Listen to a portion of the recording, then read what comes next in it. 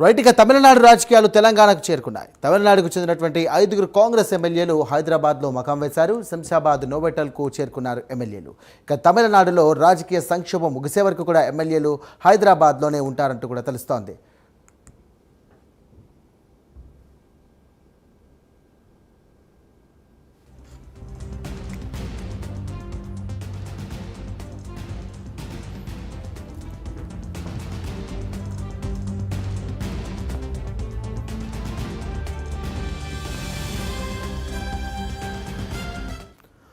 Right, ఇదే అంశానికి సంబంధించి మరిన్ని డీటెయిల్స్ అందించడానికి మా కరెస్పాండెంట్ అజీం సిద్ధంగా ఉన్నారు. అజీం, చెప్పండి.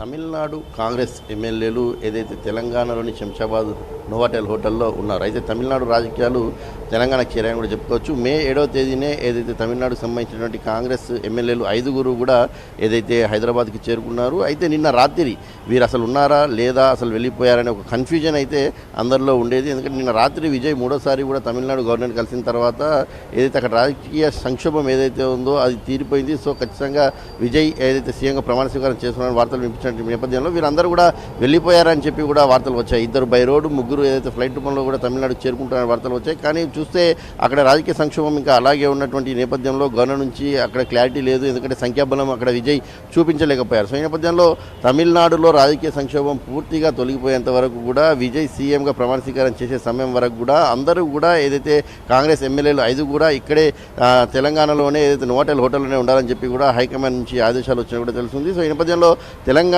కాంగ్రెస్కి ఏఐసిసి సెక్రటరీగా ఉన్నటువంటి విశ్వనాథ్ తమిళనాడులో ఎమ్మెల్యేగా కూడా గెలుపొందారు. సో విశ్వనాథ్ ఆధ్వర్యంలో ఈ 4 ఎమ్మెల్యేలు అలాగే విశ్వనాథ్ 5 కూడా ఏదైతే తెలంగాణలోని శంషాబాద్ నోవాటెల్ హోటల్లోనే ప్రస్తుతం అయితే బస చేస్తున్నారు. సో తమిళనాడులో ఆ రాజకీయ సంక్షోభం పూర్తిగా తీరేంత వరకు కూడా మనం పూర్తిగా చూసుకున్నట్టయితే మెజార్టీ 3 సార్లు కూడా ఇప్పటికే విజయ్ గవర్నర్ని కలిశారు. కానీ పూర్తిస్థాయి సంఖ్యాబలంతో కలవలేకపోయారు. సో మొత్తం 234 సీట్లలో మనం కేవలం 233 సీట్లకు కనుక కౌంట్ చేసినట్టయితే 117 మ్యాజిక్ ఫిగర్ అవుతుంది. ఎందుకంటే విజయ్ 2 చోట్ల పోటీ చేశారు, ఒక చోట రాజీనామా చేయాల్సి వస్తుంది. కాబట్టి 117కి విజయ్కి ఇంకొక సీటు తక్కువ పడుతున్నటువంటి విషయం ఇప్పుడు మనందరికీ కూడా తెలిసిందే. సుమారు 107 సీట్స్తో విజయ్ ప్రపంచం సృష్టించారు. తమిళనాడులో ఎన్నడూ లేని విధంగా ఏదైతే నటుడు ఒకేసారి 107 సీట్లతో ఏదైతే విజయ్ అయితే ప్రపంచం సృష్టించిన విషయం మనందరికీ తెలిసిందే. సో కాంగ్రెస్ పార్టీ 5 కలుపుకున్నప్పుడు అక్కడ 112 అవుతున్నాయి. అలాగే సిపిఐ 2, సిపిఎం 2 కలుపుకున్నప్పుడు మొత్తం 116 అవుతున్నాయి. అలాగే వీసీకేకి సంబంధించినటువంటి అభ్యర్థి ఒకవైపు సంతకం పెట్టారు, అది మద్దతుగా మరోవైపు అది ఫోర్జరీ చేశారనేటువంటి సంక్షోభం ఎత్తడంతో మరొకసారి విజయ్కి